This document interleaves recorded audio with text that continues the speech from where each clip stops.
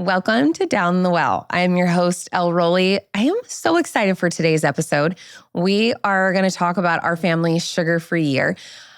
I decided to make this video because I've had so many people over the last year ask why, how, what, like all the logistics of our sugar-free year and how we convinced our 4 kids to do it, and what that really felt like. So now that it's been a year, we went from January 1st of 2024 to December 31st of 2024. It's complete, and it's been really fun to reflect on, this family challenge that we did last year. So I'm going to tell you the good, the bad, the ugly, all the things, okay?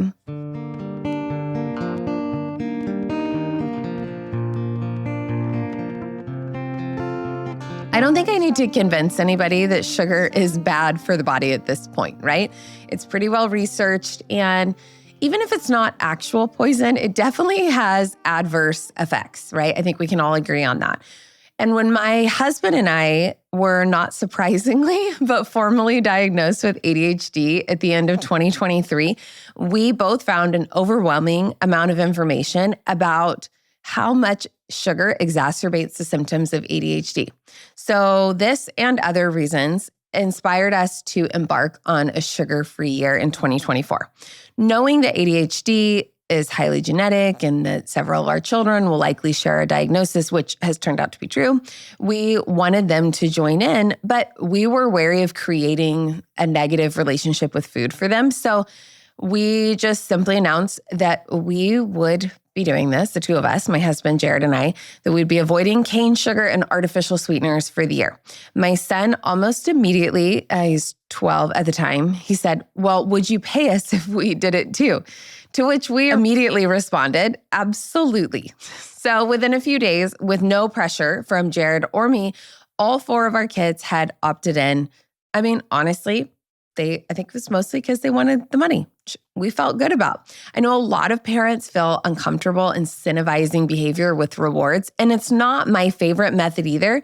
But because our kids were the ones who opted in without any pressure from us and knew that they could quit at any time, though admittedly there was some sibling peer pressure in there, but not from us, and knowing also how life-changing this could be for all of us, it felt totally worth it to incentivize. So not to mention, we used to waste a lot of money on sweets. So there were actual cost savings associated with all 6 of us being in on it, or we thought there would be. Okay, so the ground rules that we set for our sugar-free year were these. 1, no cane sugar or artificial sweeteners from January 1st to December 31st. 2, everyone was allowed 1 sugar day in that 1 year period. You could choose it. All bets were off. That was your day. 3, you were free to eat sugar at any time, even December 31st, but you would forfeit your cash reward, like all the way until midnight that night. We held them to it. 4, the occasional non-sugar-free ketchup or other condiment, like dressing from a restaurant, was okay. And we weren't going to be those people that are going to ask for ingredient lists at every single stop. Okay. 5, maple syrup, coconut sugar, monk fruit, allulose, and other natural sweeteners were allowed. So to be clear, I realize that there are a lot of ways to define sugar-free, and this will not be everyone's definition. That's fine. Some people would say that if you're eating any refined sugar, like coconut sugar, then you're not sugar-free. That's fine. This is how we did it. I wore a glucose monitor for almost all of 2023 to track anything that raised my blood sugar at all, which could also be considered like a true sugar-free. Many people would consider coconut sugar and maple syrup to cause too high of glycemic spikes. And still other people would say that if the artificial sweetener doesn't raise your blood sugar, then it should be allowed. Everyone's going to define it differently. You can define it however best serves your goals, but we needed to make it clear for our kids. That was our goal. It was already such a huge leap from where their diets were at the time that we knew simplicity was going to be key. Our goals were really to reduce the amount of processed foods and sugar that we were all consuming at the time to improve our overall health, reduce energy crashes, increase their focus, improve sleep, and just to simply strengthen willpower in general, which I think that we all need more of, right? So first, we cleaned out the pantry, I did, and the fridge, giving away or tossing anything that had sugar in it, including dressings, jams, packaged freezer meals. I was truly blown away by how much food we thought was healthy or clean actually had a lot of sugar in it. We stocked up on lots of fruit. Fruit was key to this challenge. We also stocked up on Hue bars, chocolate that's is made with coconut sugars and other natural sugars, and Olippops, my favorite sodas. I actually have one right here. This was our biggest splurge all year long with those Olippops and the Hue bars. And I'm pretty sure that we should own stock in Hue or Olipop at this point, but that's fine. Maybe they'll sponsor this. You guys interested? Number 3, I started building out a collection of sugar-free recipes. And I altered recipes to replace our favorites. And then we didn't gorge ourselves the day before, but everyone got to pick something that they knew that they would miss, like Baskin Robbins or something, okay? Number 5 was something that we didn't do that I wished we'd done. And that was just the mental prep of what the detox would feel like. So I got very sick for the first 2 weeks of the challenge. I didn't even eat a lot of sugar before and almost no processed foods. But for whatever reason, my body really takes detoxing seriously. And I just got super sick. And if I were to do that, go through a kind of detox like that again, not everyone in the family, no one else in the family had the same level of sickness that I did, but everybody felt yucky for a few weeks. So I guess that's just shows you again the power of sugar, that it was tough for our bodies to get it out of the system. And it was kind of like a drug, I guess, of getting it out and feeling awful in the meantime. So I would tell other people to prepare for the first couple weeks of just a lot of cravings and maybe some physical detox symptoms, okay? So how did we actually do it? There is no question that the hardest parts of this challenge were actually the social and kind of cultural elements, not actually missing the taste of sugar. The desire dissipates very quickly especially after the first 2 weeks, but it's absolutely shocking to realize how much sugar is embedded in almost every aspect of our culture, from snacks at the movie theater to birthday parties to rewards in music class, even just a music game where they pass out Smarties and put them over the notes. And my 7-year-old was like, "Am I allowed to eat these?" And I'm like, no, but you can play with them. It's tough. It's so embedded in everything that we do. Snacks on an airplane, finding anything to eat at the cafeteria for my son's middle school. It's just everywhere. I really didn't want to make it this big point of conversation, but it's difficult when it's constantly relevant in everyday interactions. So to help overcome this hurdle, I tried to prep the kids' expectations when going places and prep their manners with polite responses, and also their backpacks with some healthy snacks that they liked. So anticipating social events, that was numero uno. We anticipated sugar at everywhere we went, and we prepared accordingly. So if our kids had a birthday party or some other event where there was going to be dessert, like my in-laws, we go there every most Sunday nights for dinner. So fun. And my mother-in-law makes the best desserts. We would just bring some Hue bars or bring our own sugar-free cookies or whatever. They have all said that made the biggest difference for them in just the FOMO factor. We did not ever ask anyone to make accommodations for us or our kids. That was kind of a family rule. If someone was having us over for dinner, we'd let them know that just skip dessert. We don't need a dessert, or we'd volunteer to bring it. We wanted our kids to have to say no and have to figure out how to navigate different social situations and the disappointment. That's a part of it.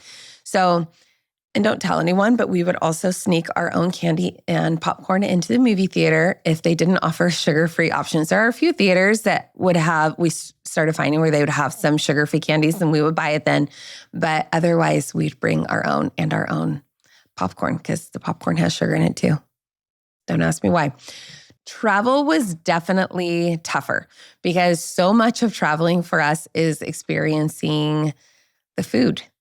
That's so much of what makes up of a place, right? And I did make one allowance for us. The entire year, I made one allowance for me and my girls when we went to Prince Edward Island on a girls' trip.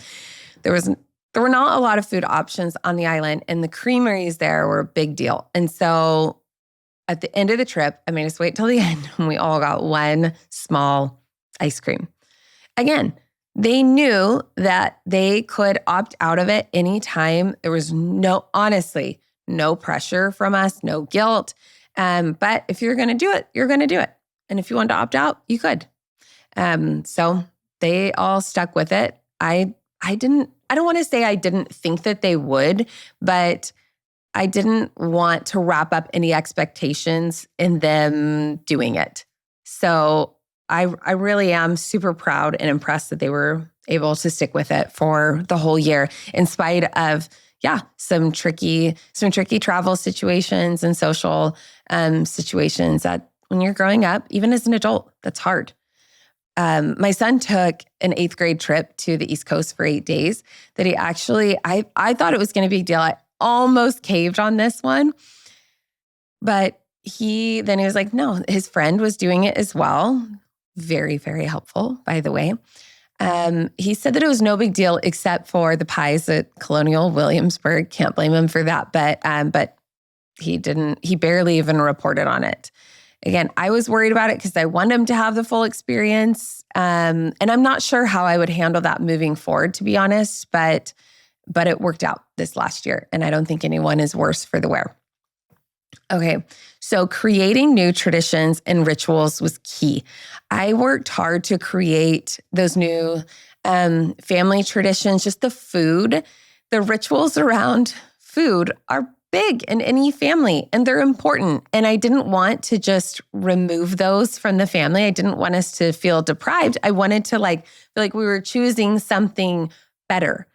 So I found out that there is so much good food in the world that has no sugar in it. I mean, it's obvious, but really living that at every holiday, at every occasion, I found it in a whole new way. So not to toot my own horn, but I did make some amazing birthday cakes, some fruit crumbles, some buckwheat pancakes, and hot chocolate. I altered these recipes until I found really good ones that my kids actually prefer now more than my old recipes. I also got way more into sourdough bread and perfecting a granola recipe and a chocolate chip cookie recipe. It really is fun to see how much they prefer those over my old recipes now. I can't tell you how excited we were by the produce of every season. We have never enjoyed berry season half so much, or watermelon from the garden, or bringing home a box of peaches from Utah, or Satsuma tangerines in winter. My kids just kept saying how much more flavorful fruit was than before. Sugar, we don't realize how overpowering that flavor is, and it's really hard to compete with. Even though it's not a very interesting flavor, it provides a lot of dopamine. It provides a big response in our brains, but it's not actually that flavorful. And so we miss a lot more complex flavors like in fruit. And it was really, really amazing to see that kind of come back in full color for my kids. Okay, easy substitutions. What I found was that you can make just about anything without cane sugar, and the substitutes are almost imperceptible in taste. Now, if you're doing no refined sugar at all, then it's going to be tougher. But whether you're activating yeast, making whipped cream, homemade ice cream, or chocolate chip cookies, I have not found anything that I can't make well without cane sugar, other than powdered sugar. But now there is like a monk fruit powdered sugar alternative that is awesome. I made key lime bars without sweetened condensed milk. Well, I made a homemade sugar-free sweetened condensed milk that was actually like keto. So anyway, it's like amazing. And they were my best key lime bars ever. Most of these recipes are not sugar-free recipes that I looked for. They're just simply regular recipes where I substituted cane sugar for something else. It was honestly so easy that I'll never buy cane sugar again. I mean, I should never say never, but I don't think I will. I don't see a need for it. I will admit that coconut sugar isn't a perfect substitute in terms of health because the glycemic level, it is still a refined sugar and it does still have a glycemic rise to it, right? But it has more nutrients, it is less refined, and it has more vitamins. And it is a perfect substitute in most baking recipes, especially for brown sugar, but often for white as well. And it has such a good flavor. It doesn't change the flavor that much. I think it just adds to it just a little bit. Yeah, I can't imagine using cane sugar instead of coconut sugar. No, it's just better. Let's talk about allulose. My brother-in-law introduced us to it mid-year, and it's kind of a miracle sugar. It's a 1-to-1 replacement for white sugar. It has no glycemic impact, and it has almost no caloric impact. It reduces inflammation. It doesn't hurt your teeth. It's made from figs, raisins, jackfruit, and maple syrup. So the downsides, it is highly processed because it's found in such small quantities in figs, raisins, jackfruit, and maple syrup. And it's expensive. I used to let my girls go wild in the kitchen with baking experiments, but I don't now with allulose. And I do think that that's a bummer. That is a drawback because there is a significant cost to it. Still, it's an amazing alternative. And you just have to watch with the monk fruit and allulose that the manufacturer doesn't slip in erythritol in it. I think they do that to lower the cost because erythritol is cheaper. But it's a sugar alcohol that's arguably better than most sugars, but it's made all of our family feel sick when we did it. So it may not bother you, but I don't trust the processing of it. So make sure it's 100% monk fruit, 100% allulose. A lot of people love stevia, but we just don't prefer the taste of it in most things. Some things it's in and I don't mind it, but same for monk fruit as an actual ingredient when we baked or cooked. I used it quite a bit, but just because it's more readily available, but the flavor is not my favorite. And it's like they always slip in some erythritol. I don't get it. Not always, but very often. Except that powdered sugar. I'll take that powdered sugar. Okay, maple syrup was definitely the loophole for my 10 and 8-year-old that I did not fully anticipate. They quickly became Buddy the Elf, putting maple syrup on everything, which is also expensive and of course not super healthy. So I did start to constrain like how many days a week they could make pancakes or French toast for breakfast to Fridays. Like I made it our Friday ritual.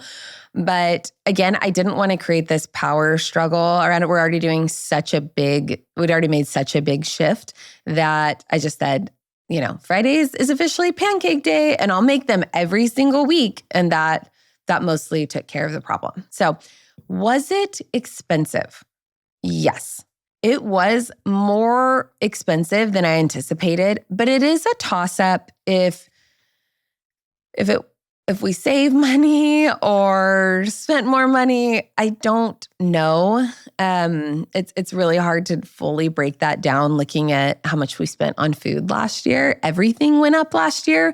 So I think it was probably about the same. We definitely saved by not eating out as much and not buying so many impulse snacks. And you just honestly don't eat as much when you eat more satiating whole food.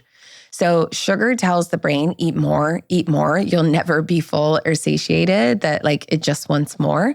But real food satiates much more quickly.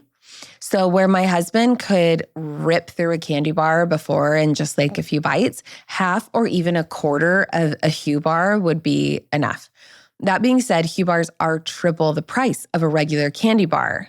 And so it's like, I feel like it about evened out, but again, it's hard to say. Of course, the cost of pure maple syrup is way more, but that was a switch we made years ago anyway, so that didn't really impact our food budget.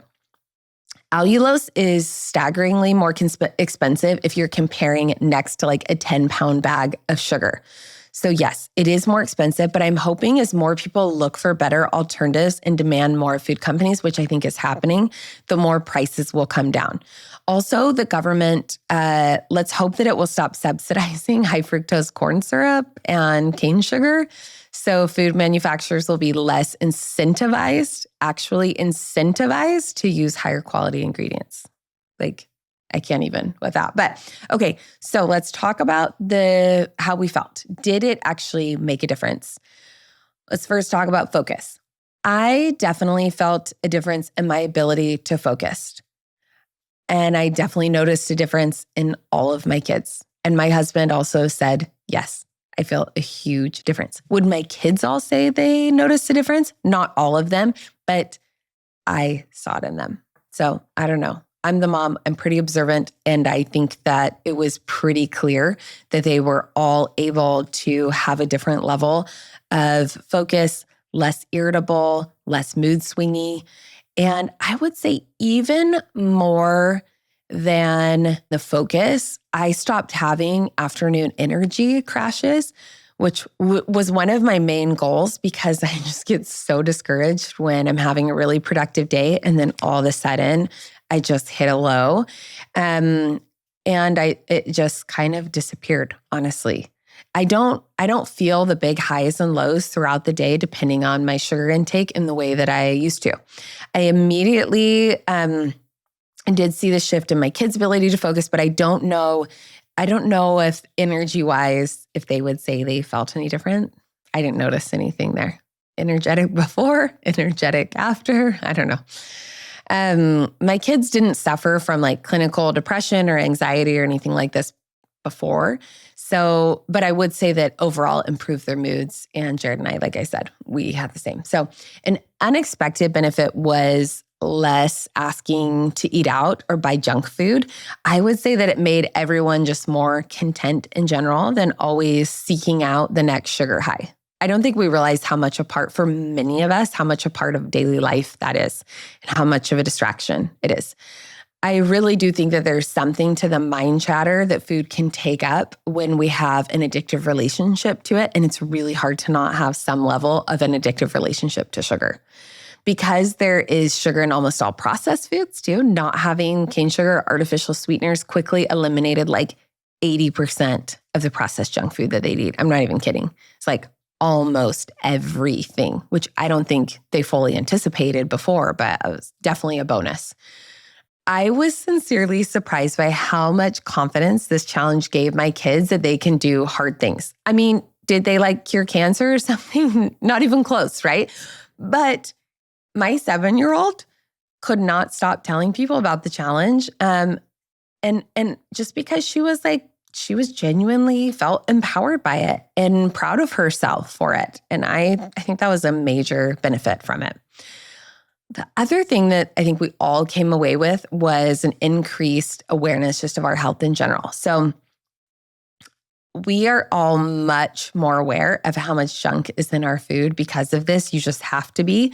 While I'm sure they'll bounce around with their sugar intake in the future, I have no doubt that they will all be healthier and more aware of how their food impacts how they actually feel because of the food that they're eating. It just heightened their awareness. I also feel like I have transformed my relationship with sugar. It feels boring to me to eat foods that are high in cane sugar. Like, I think it actually drowns out the flavor, and the connection to how I feel after it has never been stronger. I just really hope I don't forget that because it is really powerful, right? Overall health benefits, whether or not we could all feel all the health benefits internally or externally, I know that they were happening. Jared and I both had extensive blood panels done twice throughout the year with a functional medicine doctor, and had near perfect levels across the board. Sugar wasn't the only reason for this, but I'm positive it was a major contributing factor. One of the biggest advantages of our sugar-free year was we almost never got sick. I'm not kidding. Other than the terrible detox in January, I didn't get sick even once. Like, I was afraid to say it all year because I didn't want to jinx it, but I did not get a cold, a fever, a cough, a stomach bug. That is insane for me. I traveled internationally multiple times across the country, never got anything. Everyone else got like a little bug or two, but nothing nearly as dramatic as years past and with very little severity. I was not expecting this, but was absolutely delighted, as you might expect, when I realized that this was happening. So let's talk about the challenges. It definitely becomes the thing that people know you for, whether you want them to or not. And not just because my youngest made sugar-free her last name during this time. What is that joke that, how do you know someone's a vegetarian? They'll tell you. Well, I really get it because you kind of do need to tell people so they aren't offended if they make you a dessert and you don't eat it. But also it felt like we were virtue signaling constantly. So obviously doing a whole show on it adds that in a very self-inflicted kind of way. But a lot of people have asked about it. And I guess I'm just embracing that this is what people know us for, and hopefully some good can come of it. I've also made it very clear that we were not perfect at this, and maybe you don't even consider our sugar-free year a real sugar-free year. That's fine too. I'm sure some of you are wondering what my kids have to say about it. So I asked them, and this is what they said. So the first question I asked them was, what was the hardest part? Francis, my 10-year-old, said, I missed out on a lot of stuff like birthday parties and on trips. And Hazel, my 8-year-old, she turned 8 at the end of the year, she said, same as Fran for the hard stuff, but thankfully we had ice cream in Canada. And then my 13-year-old son said, missing out at social things or at holidays, or if other people were eating it in front of me and it looked good. And Lucy, she was 15 last year, she said, when other people were eating something that looked good or when sugar was a part of the experience. Those were the hardest parts. The next question I asked them was, what was the best part?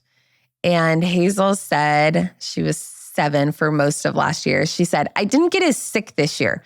We got the flu a lot more the year before. I haven't noticed as much how I feel, but it affects how often I get sick and stuff. I don't get sugar rushed all the time.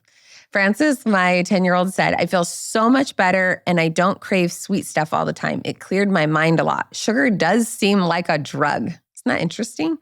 Solomon, my 13-year-old, said, I knew I was healthier because of all I learned about sugar, even though I didn't notice too much of a difference in how I felt, which is interesting. And then Lucy, again, 15-year-old, said, it simplified my life. I thought that was interesting. It simplified my life. I felt healthier and realized it's not that hard, which I think is just such a good life lesson. Glad that, hopefully she feels the same about drugs and other things, right? She gets older.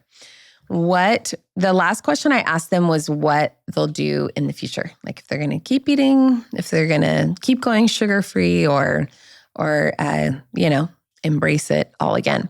Hazel said, I won't eat as much sugar in the future, just at parties and big events. And Francis said, I think I will still tell everyone that I'm sugar-free, but I'll have it for special occasions and if I feel like I'm missing out on an experience. Now, she said that she'll tell everyone because one thing that we've noticed is it's just hard if people don't know. It becomes kind of a constant thing. So I think it is easier for people to kind of know, generally I don't eat sugar. Solomon said, I'm not going to eat it at home, but I'll have it with friends or for the holidays, which I was most surprised by the 13-year-old boy, to be honest. Lucy, 15-year-old, said, keep doing sugar unless it's a part of the experience. So moving forward, Jared and I both kind of like the kids have said, we're sugar-free unless, there is an experience, like a communal kind of experience that we don't want to miss out on. So I got to figure out how I want to handle travel. I think it's just about being intentional and deciding beforehand, not just being kind of at the whim of wherever I am, whoever I'm with. But for my last week, now that we're in 2025, was my daughter Lucy's 16th birthday, and she wanted this flourless chocolate cake. So I bought it for her. And we all had a slice and ice cream that night. And that was fun. And it was I didn't really crave it or even really want it, but it was this is a part of celebrating her birthday. And this is what she chose. So I'm going to partake in this. I don't think that that's always true. That always has to be the case. But hopefully the kind of extreme that we went to last year will help us now have a little more balance with it in the future, and definitely more intentionality.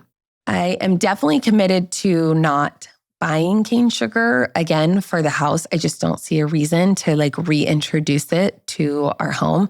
Now, if my kids buy something with their own money, then candy or whatever, I'm not going to you can't bring that in this house. That's just not a big enough priority for us at this stage in our lives.